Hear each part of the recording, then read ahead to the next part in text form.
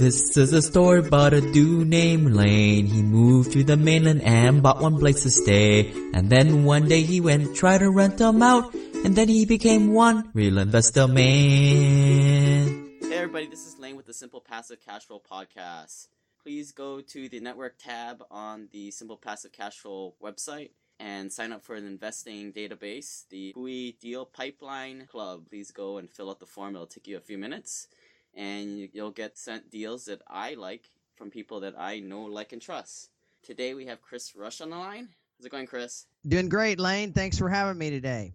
Chris is a seasoned real estate investor, serial entrepreneur, and also he is doing a whole bunch of these apartment syndications over the past decade through partnerships and individual investments. He has acquired, repositioned, and disposed of property over 1,000 units in Texas, Georgia, New Mexico, Arkansas, and Washington markets. As a syndicator with Fannie Mae loan experience, Chris has a top-notch reputation among the multifamily investment community for providing exceptional value to investors and the community. Chris is a 1995 graduate of the U.S. Naval Academy, Computer Science, BS, and served 10 years on the active duty, excelling as a Navy pilot. So thank you for your service, and today you are flying commercial airlines, is that correct? That's correct. Thanks for making me sound so good there. I'm going to have to live up to that. I know, and tomorrow I am going to an event with Tony Robbins and Gary Vaynerchuk. So I thought it was a coincidence that I get to talk to you today. You get to put me in the right mindset.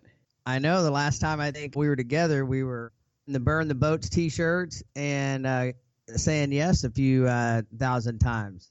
Yeah, so tell us about that Burn the Boats. That's kind of where I got the famous Burn the Boats question. What does it all mean? Well, Burn the Boats, that was a story of a famous naval warrior that was trying to take an island, and every time that they would try to take the island, they had a path of retreat back to the boats. And so that was, they tried it 2 times and couldn't defeat the residing forces there. So at the 3rd time, he decided, okay, once everybody goes ashore, burn the boats. And somehow that time they won the battle. So it's a parallel to, if you give yourself no path of retreat, you have no path except to win. And so that's the analogy. And I think that's what we've all decided to do once we've gone on this path toward real estate syndication or whatever path in life. I just remember cracking up because when we were in that UPW event, you're in the VIP or like the Diamond VIP in the first or second row of, I don't even know how many rows there are, but a couple hundred rows of people. And then I see you on the Jumbotron with your Burn the Boats shirts. And I had to stick that in the podcast question somehow. So everybody wants to know, this is the guy where the question came from. Awesome. Well, go big or go home, right? Right. So Chris, how much simple passive cash flow are you making today and how are you doing it? I've got a portfolio of single family and have invested passively. That was my path into syndication of multifamily apartments, was investing in other people's deals and come alongside them, learn how they do it, and then have syndicated 3 deals myself in the past 2 years. I'm about halfway to my goal. But the fact is that I enjoy doing what I'm doing. And when I reach my goal, I see myself continuing on and putting another line in the sand. I think that's one of the big Tony Robbins takeaway is like when you reach your goal, you better have your eyes set on something else, because one of the analogies that he gave was a lot of the astronauts that came back after hitting the moon, they came back and they entered into depression.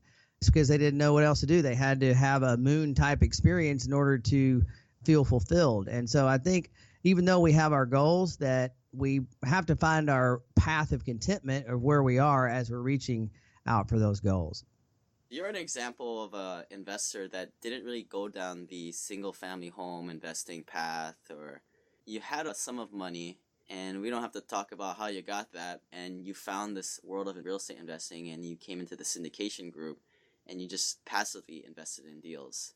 The fact is that I did start at single family because I was low on cash due to being on the backside of a divorce. That was actually the impetus that pushed me to say, okay, hey, you got to look at your life. You got to look and figure out what you want to do. And I had up until that point, things had gone pretty well for me. I had become a Navy pilot that I always wanted to as a kid. I was on the air show team. I got out of the Navy and went to work for Southwest Airlines, was married with a kid, and everything was going great until I found myself where it wasn't going great. And that's one of the things that we don't ever want problems or surprises, but often those surprises are what spur us for growth and ask us to look inside. And so when I found myself in a financial predicament there, I hadn't been there before, but that was actually the event that caused me to look and say, hey, what next? What are you going to do? How are you going to pull yourself out of this? And actually single family was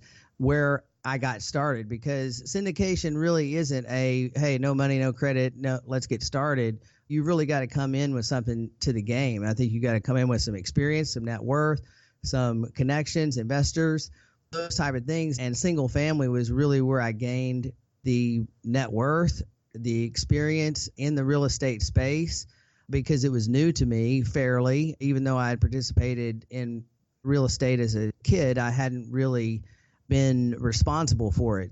As I got into the single family, that is where I got the capital and the experience to venture into the multifamily syndication. I'm sure you got this written down. What is your Han Solo moment? And for those who haven't heard this before, the Han Solo in Star Wars was cruising the galaxy as low-life smugglers, but then crossed paths with the right people, and their life took a pivot point. Describe the resistance that was the catalyst for your change. I briefly mentioned that was divorce was never part of my plan. That wasn't who I wanted to be, where I wanted to go, and it definitely wasn't where I wanted to go financially. But I would say that was the first thing that really hadn't worked out for me on my path. I grew up in Arkansas to a single mom. My dad died when I was 4, but she remarried to a wonderful stepdad, and from there on, I got the training and everything that I needed to go, and my life was pretty picture perfect up until that point. So I think that was where my Han Solo moment was, where it's like, okay, hey, this is not going to define me, and this is not where I'm going to be, and I'm not going to feel sorry for myself, even though I did for a short period. I knew that's not who I was, and so that's where this massive growth took place, and that's what happens when to people often when they lose something, or that's what pushes us to grow. And so I think that was where my moment was, where not just in finances or real estate, but in every area of your life. And I think that's what's important. You can succeed. And that's one of the things that Tony Robbins talks about too, since we're on that topic today, that success without fulfillment is the ultimate failure. So it's not about the money, even though that is the goal of these ventures, to make money. It's what are you doing in the process? Who do you become in that process? I think that's the beauty of these types of events that cause us to really do some self-introspection to say, okay, hey, what do we really want out of life? How do we want to design our life from here on out? Who do we want to become? I don't really particularly like real estate, but I just know that I can't really find anything better to get me what I want, so I do it. That's one of the things. I enjoy real estate, but I think the deeper part of it is one of the things, I know that's one of your questions, about the art of fulfillment and the science of achievement. To succeed in real estate, hey, there's a recipe, you're following it, I'm following it. We look at mentors that have gone before us, people that have done what we're wanting to do in that space, and we copy them. And that's a recipe. That's why it's the science of achievement. The art of fulfillment, I think that's the deeper part of this for real estate or whatever activity that we're involved in. And that is, how are we showing up to people? How are we making a difference in their lives in the process of what we're doing? Are we making our communities better for our tenants, for the world? Are we giving rewards to investors, people who are investing in our community, and connecting them to what a difference they're making? I think that's the deeper part of real estate, more than just like, okay, I got to make some money and I got to get out of here and I've got to do something. Hey, there's something deeper here. And also from a perspective, I have 3 kids, and getting them involved in this and teaching them work ethic and how you can be rewarded for doing good things. And that's one of Zig Ziglar's famous quotes. It's like, you can get more of what you want when you help other people get what you want. I think that's the contentment piece of this. When you're really focusing on giving instead of getting, I think that you get by default because you're trying to create value for others. Your customer is your primary goal. Then when you do that, you get more of what you want as a byproduct, but not as the scorched earth mentality, come in and take it all at all cost. That's the kind of how I look at real estate and how I look at my financial ventures. Yes, I think we use the term a lot when we're buying these Class C multifamily apartment buildings. We use the term value add, what kind of equity we can force, and we can increase the NOI. But yes, I mean, I use this other term called added value in people. And you're someone who really strikes me as someone who, yeah, you're doing all this stuff in real estate, doing value add projects, but you're also a very value add person. He brings energy. We had this call scheduled, and I was like, oh, that's going to be a fun time throughout the day. I know we have people that we try and stay away from in our lives that just seem to be a energy suck, and the energy just stops with them. Like if we were passing a ball around the room and they just didn't want to play. Yes, I definitely agree with that. And I think you got to be careful. We call it taking a inventory of who is in your life. And they say that you look at the 5 people in your speed dial, that'll tell you where your future is. And you don't want to be the smartest guy in the room. You want to surround yourself with people that challenge you and people that push you, and not people who are going to be jealous of you. And the fact is a lot of times when you start succeeding, I don't know if you've heard of the crab effect, but if you put one crab in a box, he'll crawl out. If you put 2 in there, as one starts to crawl out, the other crab will reach up there and try to pull it down. That's a lot of times that is when you're surrounding yourself by people who are crabs that don't have ambition, and by you doing something that's making a difference, then they want to pull you down. And so I think you've got to limit the access that they have to you. Not that you don't want to make an impact in their lives, but you just want to make sure that you're making an impact on them and they're not impacting you. Yeah, I totally love that analogy. I use it a lot. I call it the crabs in a bucket, where you're trying to do something better, improving yourself. You're almost out of that pit of that bucket, and then they all grab you and bring you back in. And it's just... A lot of that is fear of losing you, and that's where I don't see it as a bad thing necessarily. It's just where they are, and they don't want to lose you, whether it's a family member or whatever. And they think that, okay, if this guy succeeds at this level, then I'm going to lose. I'm not going to be important anymore. And so I understand it. So I think a lot of times we can just give them that assurance that, hey, you're still important in my life, and it can affect them and lead them and inspire them to be more. I've also kind of believed that when Chris goes out from small town Arkansas, old high school friend of yours, and you go out and you do these great things, that it is a direct reflection on their inability to do what they could have done. And I think that really strikes people to their core, and it hurts them. And the only person they have to lash out is Chris, who had the same upbringing.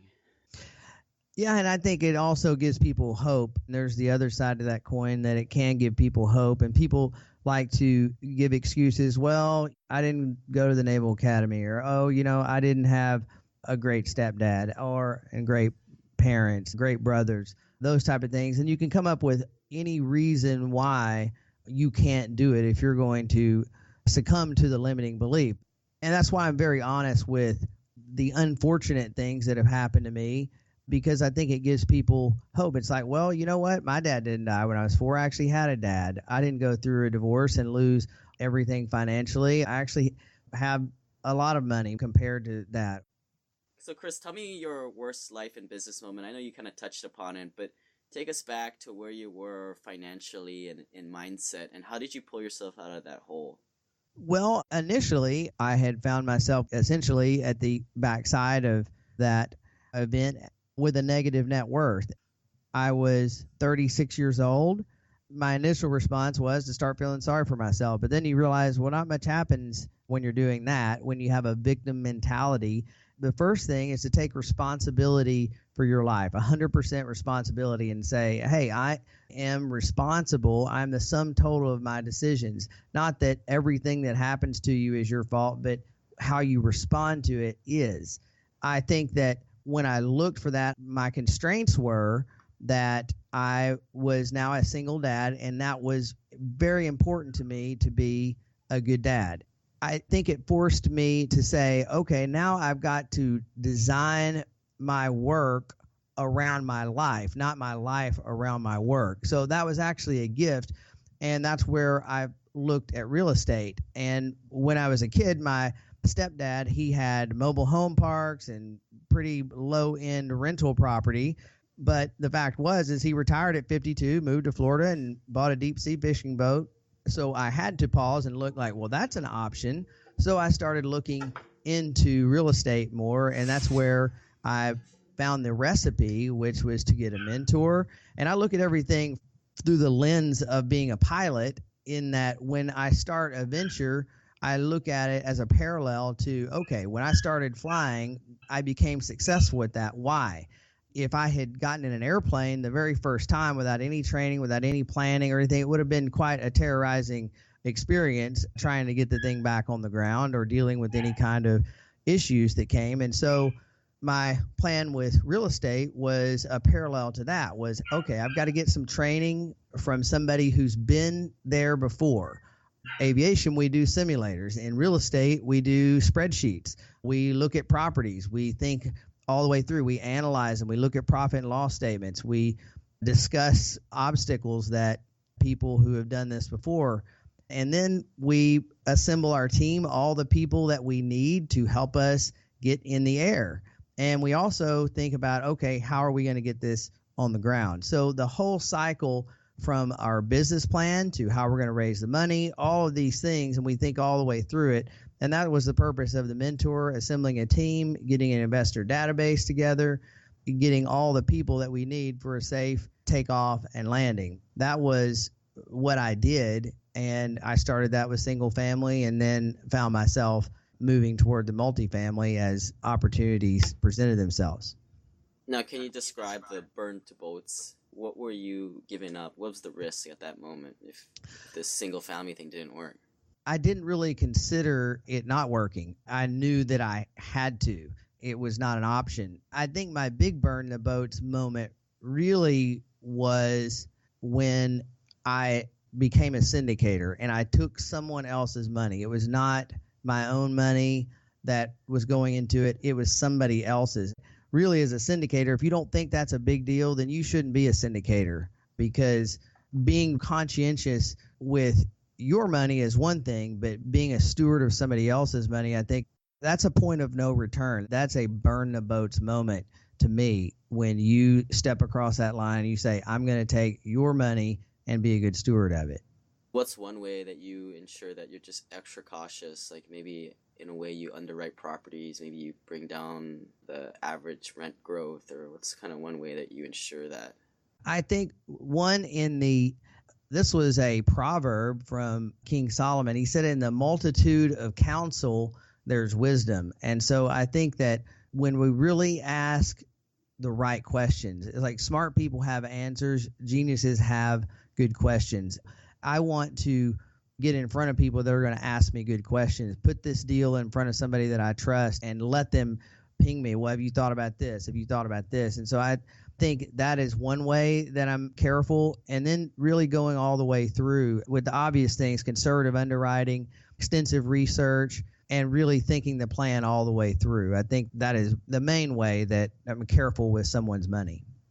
People are listening and they think that we're all high-end real estate investors and we live on the top of this mountain and we're not really working on anything. But what's something that Chris Rush is working on currently, like a 6-month project and some kind of a weird 2-week experiment that you're up to?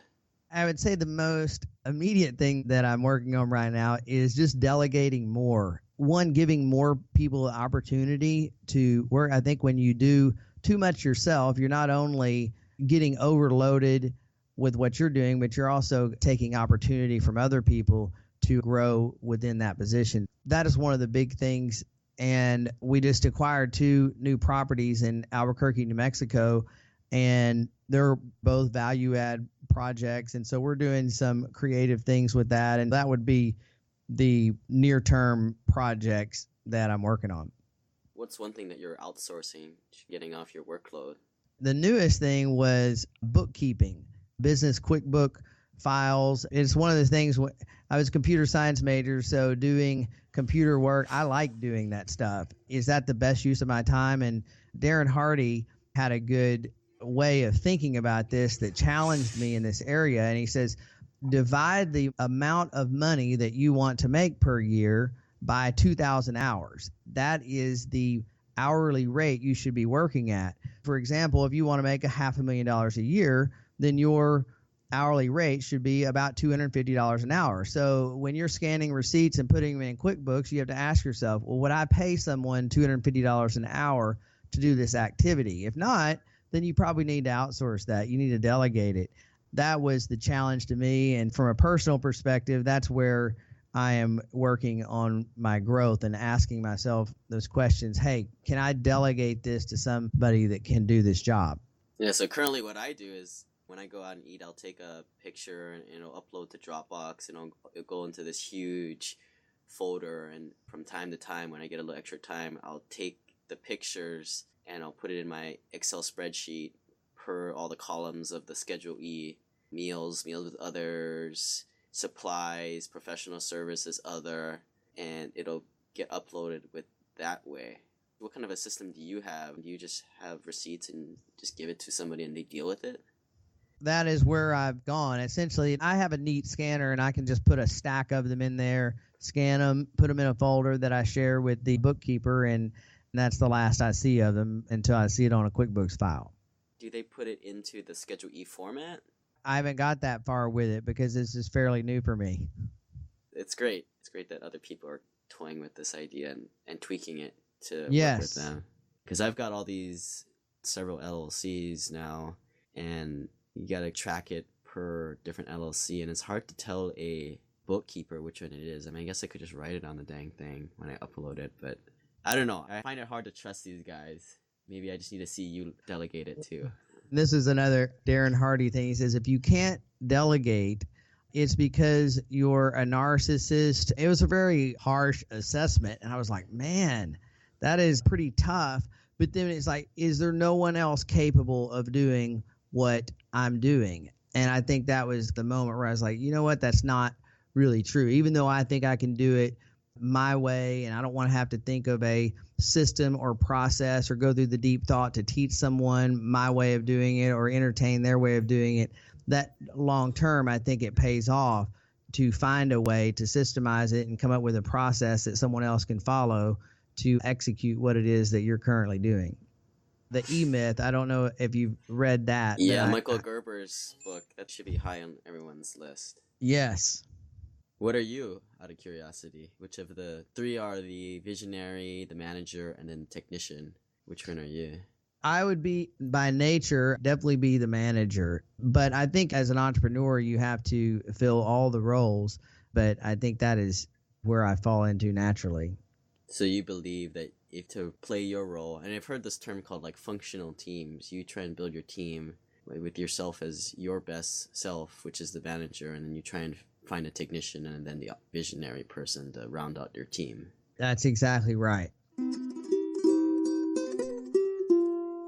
When I got smart and sold my primary residence to start investing in investments that actually made sense, I needed a place to diversify quickly as opposed to some money market or some high reward checking account. Let's face it, turnkey rentals are cool and syndications are great, but they don't come around often. I stumbled upon the American Homeowner Preservation Fund. The owner, George Newmary, once apartment syndicator too, is now sponsoring the podcast. His fund cuts the middleman out to crowdfund the solution to the mortgage crisis in America. They are empowering you to fund the purchase of distressed mortgages and earn returns that smoke any other passive fund. If you find something else better out there, let me know. Oh yeah, they work with families to keep them in their home after buying the underwater note at a huge discount. It's an opportunity to make an impact on families and communities while earning returns. Start investing with as little as $100 in investinahp.com. If you want the free Burn Zone book, please send me an email at lane@simplepassivecashflow.com. Chris, what's your simple passive cash flow number, and imagine you had 2 times it? Describe your ideal day, detailed routine, and what projects you'd be working on. Like I said before, as I reach for my goal, I want to start with contentment with where I'm at, and not contentment so that I can sit around on the couch and be lazy and say I've made it, because there's no fulfillment in that. But I think if you're waiting for someday before I reach this goal, or for some to be happy and content now, then that someday ends up never coming. I think before we go there, I think we have to say, okay, hey, am I happy now with where I'm at? And even though we're not where we want to be from an ambitious standpoint, finding that contentment there. So my number, which I know that it's going to grow over time, but I'm going to be happy on my way there. And after I get there and put a new line in the sand, is $50,000 a month. But I know that I like flying, and so I'm going to continue to fly some, and I like real estate, and I'm going to continue to do that as well. But I think that ultimately we want freedom. We want the freedom to do what we want, when we want, with who we want. And I think that's ultimately where we all want to go. I think your question was, what is my ideal day or routine? Yes. And what kind of projects you'd be working on that point? I'll tell you what my day is right now, and I like the routine that I have, and I tweak it from time to time as I get ideas from people, or if I find something is getting stale. But I start my day off, Tony Robbins calls it the hour of power, and I think that it's important to start your day off filling your own cup up so that you have something to give, something to pour out throughout the day. So when you show up, you're not showing up low energy, tired, depressed, any of those things. My secret sauce that I say is gratitude. Tony Robbins has the priming exercise where you think of things that you're grateful for, something big, something small, something from the past, something from the future, different things. And I think when you see life and train yourself to look at life from what you have instead of what is missing, where you're going, not the past, and you fill yourself up with gratitude, I think it just makes every part of life and what you're doing so much sweeter, and you show up to people much better. That's how I start my day off, taking care of my mind and taking care of my body. I think if you're not taking care of your health, if you don't have your health, you don't have anything. You can't enjoy this. In fact, man, you can be rich and unhealthy, and what do you have? And a lot of people end up trading their health as they work long hours, don't take care of their body, don't eat right, and they end up unhealthy and wealthy. And then in the end, they will trade all their wealth to try to get their health back. What I want to do is focus on having a healthy mind, which is filled up with gratitude, and then also starting my day off with, I drink a bottle of water, I have breakfast with my kids, send them off to school, and then get to work out for about an hour, and then I come home. I'm usually at my desk by about 9, and then I look for any urgent emails. I don't answer everyone, but I look for anything urgent, and then I turn everything off, all my internet, my phone, and I focus on my top task. And Brian Tracy calls it Eat the Frog. I don't know if you've read that book, but it's a good book talking about the most unpleasant tasks, the things that you really don't want to do, the things that you want to procrastinate, and get those out of the way first. And once I've got those out of the way, then I get connected, I answer all my emails, and then I go to work on some lower level projects or longer range things. And then my priority is to, what's the purpose? I think the most sweet thing in life are the relationships and family. My kids are out of school by 3, and I spend the afternoons with them. I usually get back to work after dinner for about an hour or so, and then I put them to bed and then try to get a good night's sleep. And that's a typical day for me. And I like that routine. It's working good. And I feel like I've got good relationships with my wife and my kids, and that I'm investing in them and in their future. What kind of workflow do you have in terms of, like, do you have different time blocks you work in? You got the hour after dinner, 9 o'clock to 3 o'clock when your kids come home. Are you slicing that in any kind of structure, working on that one big thing, and then? Yes. So I'm glad you mentioned that, because I think you've read that book, The One Thing. Have you read that? Yeah. I don't read my confessions. I don't really read these books. I don't need to hear all the stories and all, like, the backup evidence. I just take it. I just do it. I've stopped examining the roots. I just pick the fruit. I just copy. Yeah. Hey, we all find our path that works for us. And I think that has been a big thing for me with not really multitasking at the time, really focusing, and also on an aggregate level, okay, am I looking at all these different things? Okay, am I looking at single family, land banking, multifamily, stocks, options trading? I definitely suffered from a shiny object syndrome. The consistency, I think, is the key to success in anything, whether you're working out or whether you're doing real estate, and staying singularly focused on that. So yes, my workflow is such that I say, okay, what one thing is going to make the biggest difference that I do today? And that's how I break it up and prioritize what I do. And when do you figure out what that one thing of the day is? Is it the night before or the morning?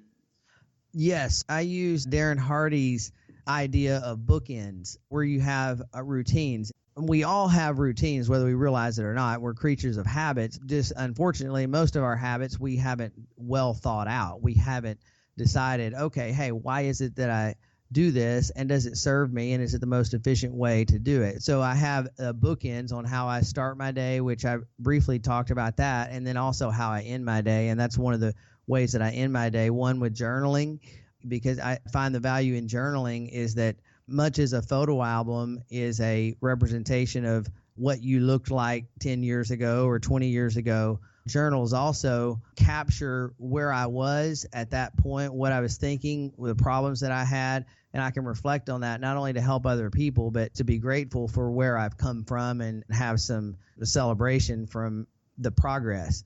Also, after journaling, I plan my next day and really look at what I've got on my plate and what needs to be done and what priority. Yeah, I do this thing, and it doesn't happen every day, but I have these Starbucks cups with these boxes on them, and there's only like a few boxes on them, and I write down like the few things I need to get done tomorrow. When I get done with it, then I throw the cup away. But it's my way of ensuring that I stick to the task, because if you think about that one task that you need to get done, I mean, it really doesn't take that long, when like 15 minutes, 30 minutes. Like, yes. Why the heck don't we get it done, right? Yes. I actually have this frog sitting on my desk. It's a brass frog, and that's a reminder of Brian Tracy's analogy that one unpleasant task to eat that frog. And that's his analogy, and that's what that frog staring at me in my face reminds me of. When are you typically done with eating that frog? Is there like 9 o'clock, 10 o'clock? It depends on what that frog is, and sometimes by shutting everything off, I'm much more efficient in how quickly I get that done, that I'm not sidetracked. They say that distraction can cost you up to 11 minutes to get refocused on that task, especially if it's something that requires deep thinking, to internalize a lot of different information from different resources and then start the deep thinking or something creative. If you get out of that creative flow by distraction, by even a ding from a text message, or, oh, you got a new email, or whatever it is, I look at that, I change my way of thinking. Now I've got to get reacquainted with all this information again, and it can take up to 11 minutes to get refocused. That's kind of my way of dealing with that. I'm sure you have your little routine too. I mean, when I'm analyzing deals, it doesn't take me that long to analyze it. Once I have all the rent rolls or the P&L, I take a lot of shortcuts when I do my preliminary analysis to even see if it's a halfway decent deal. It takes me like 5-10 minutes, but it's like getting into that state. My stand-up desk table has to be the right height, and I have to have my tea, and it's hard to just get started. They pile up. Henry Ford said that there's no links that people won't go to avoid the task of thinking. Especially deep thinking is a tough task. Chris, next question here is something you've recently thought about burning your cash on for a time saving or improvement in quality of life. Well, I think that the most recent thing was the bookkeeper. As far as increasing my quality of life, any other gadget or those things, I think I've got the gadgets I need. I think I probably have too many because I like gadgets. Although I did enjoy buying this podcast mic. Next time I see you, I think this is the last year I'm going to do my own bookkeeping. I'm going to do what you do and just put everything in a Dropbox folder and then find a VA on Craigslist to do it for me. I think you and I talking today has put me over the edge. Well, good. There's something that you've changed your mind on recently, because our ego often gets in the way of greatness. And I see it in so many people that call me that they don't want to do this or that. And, well, why? Because they're holding on to what they thought in the past. So something that you've recently changed your mind on. That's a good question. I don't really have an answer for that one. Sometimes for me, like leasing a car, for example, I thought, you always want to buy or something like that. Or the life insurance, the infinite banking concept. I always thought life insurance was a scam. I did recently look into the infinite banking life insurance concept, and I probably put about 5 hours worth of time into studying it because I like the initial sales side of it, that, hey, I can have money working in two places at once. But the understanding that I came to was that in most of the 20 pages of the policy that I'm looking at, we're looking at one small section of it. And one thing that I've made the commitment to myself is that if I don't fully understand something, I'm not getting into it. And that's from Warren Buffett. If you don't understand the investment, then you shouldn't get into it. So I got to where I've put what I think is a reasonable amount of time into it. I don't fully understand it, so I've chosen not to do it unless someone else can explain it to me in a way that's more simplistic, and importantly, someone who has already done it that's 5 years down the road, because that's where I had the problem coming to grips with the fact that it seemed that my money wouldn't be making much of a return for 5 to 6 years.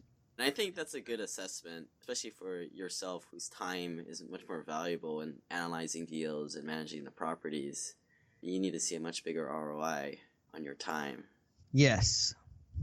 This is the question that I knew you'd knock out of the park here. Tony Robbins identifies two large concepts that we're continually struggling to gain perfection at. The first is the art of fulfillment, and the second is science of achievement. If you died tomorrow and I were to email this to your kids a couple decades later or a decade later, kids are a little older, so maybe they would care. This is what they'd hear. What is your secret or hack to the science of achievement? Wow, now you put a big load on that with saying my kids are going to see this in a decade. I hope that I've grown a lot more in a decade and I have a lot more to add. But as a snapshot right now, for me, the secret to the science of achievement is consistency for me.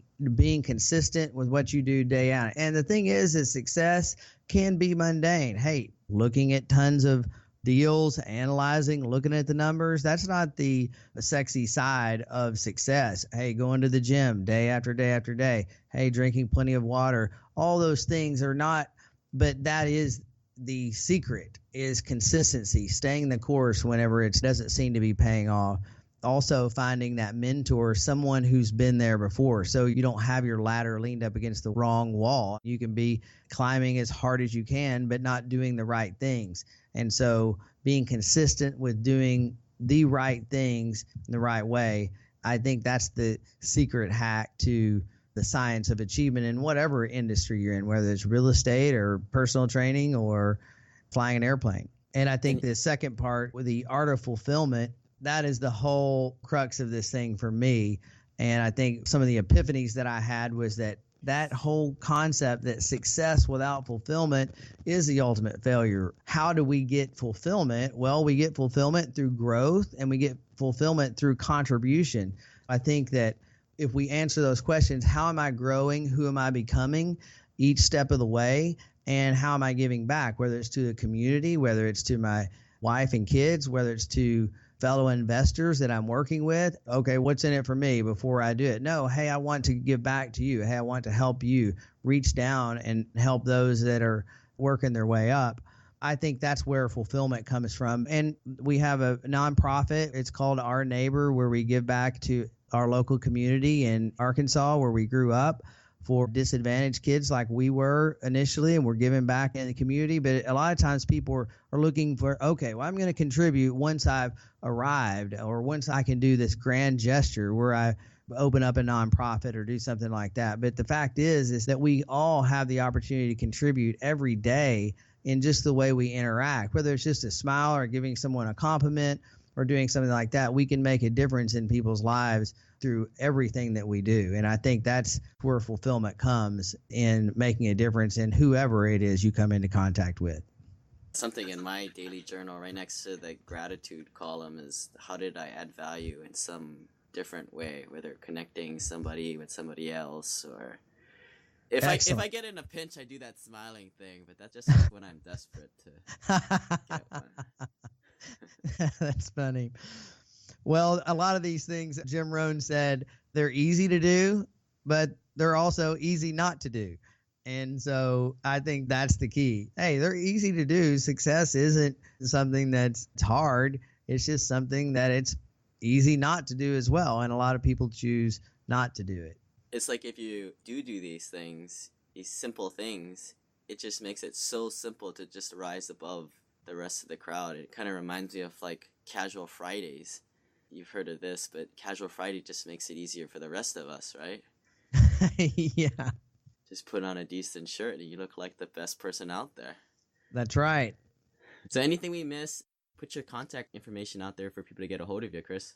Yes, Sidereal Management Incorporated. Sidereal is a word ever related to the stars. That's a naval reference. And my email is, you can reach me at info@siderealcorp.com. That's SIDEREALCORP.com. All right, and thanks to everybody for joining. Please go to the website and please join the Hui Deal Pipeline Club. Chris, thanks for coming on. Hey, Lane, truly enjoyed it. Thank you for having me on. This website offers very general information concerning real estate for investment purposes. Every investor situation is unique. Always seek the services of licensed third-party appraisers and inspectors to verify the value and condition of any property you intend to purchase. Use the services of professional title and escrow companies and licensed tax, investment, and or legal advisor before relying on any information contained herein. Information is not guaranteed, as in every investment there is risk. The content found here is just my opinion, and things change, and I reserve the right to change my mind. Above all else, do your own analysis and think for yourself, because in the end, you are the only person who is going to look out for your best interest.